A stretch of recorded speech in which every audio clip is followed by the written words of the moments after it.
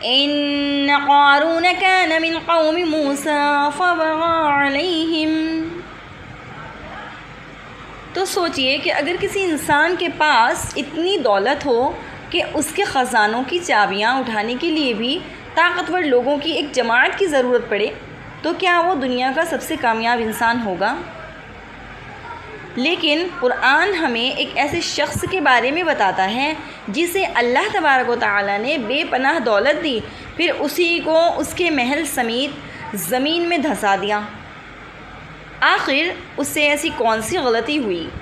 تو آئیے سورۃ القصص کی آیت نمبر 76 سے 82 تک اس کی روشنی میں جانتے ہیں کہ اللہ تبارک و تعالیٰ نے قارون کو کیا عطا کیا تھا اور اس نے کیا کیا، اس کے بعد اس کا یہ حشر کیوں ہوا۔ تو السلام علیکم everyone, welcome back to my channel. بسم اللہ الرحمن الرحیم۔ قارون موسیٰ علیہ السلام کی قوم میں سے تھا۔ اوپر آیت پڑھی گئی ہے نا کہ ان قارون من قوم موسیٰ۔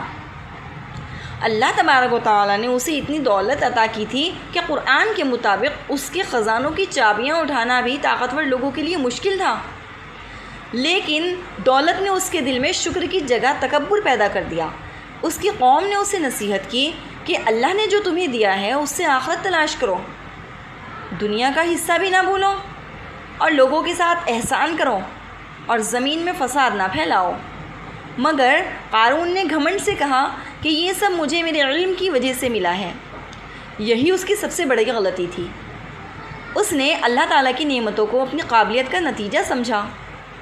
ایک دن جب وہ اپنی شان و شوکت کے ساتھ نکلا تو بہت سے لوگ اس کی دولت دیکھ کر حسرت کرنے لگے، لیکن اہل علم نے کہا کہ اللہ کا اجر ان لوگوں کے لیے بہتر ہے جو ایمان لائے اور نیک اعمال کریں۔ پھر اللہ تعالیٰ کا فیصلہ آیا۔ اللہ نے قارون کو اس کے گھر سمیت، اس کے محل سمیت زمین میں دھسا دیا۔ نہ اس کی دولت کام آئی، نہ اس کی طاقت کام آئی اور نہ اس کے مددگار کام آئے۔ جو لوگ کل تک اس کی دولت کی تمنا کر رہے تھے وہی لوگ کہنے لگے کہ بے شک اللہ تعالیٰ ہی جس کے لیے چاہے رزق کشادہ کرتا ہے اور جس کے لیے چاہے تنگ کر دیتا ہے۔ تو اس واقعے سے ہمیں یہ سیکھ ملتی ہے، ہمیں یہ سبق ملتا ہے کہ دولت اللہ کی نعمت ہے، فخر کا ذریعہ نہیں۔ تکبر انسان کو تباہ کر دیتا ہے۔ شکر اور توجہ ہی انسان کی اصل کامیابی ہے۔ دنیا کی دولت فانی ہے لیکن آخرت ہمیشہ باقی رہنے والی ہے۔ اللہ تعالیٰ ہمیں قرآن کے انجام سے عبرت حاصل کرنے اور ہمیشہ شکر گزار رہنے کی توفیق عطا فرمائے۔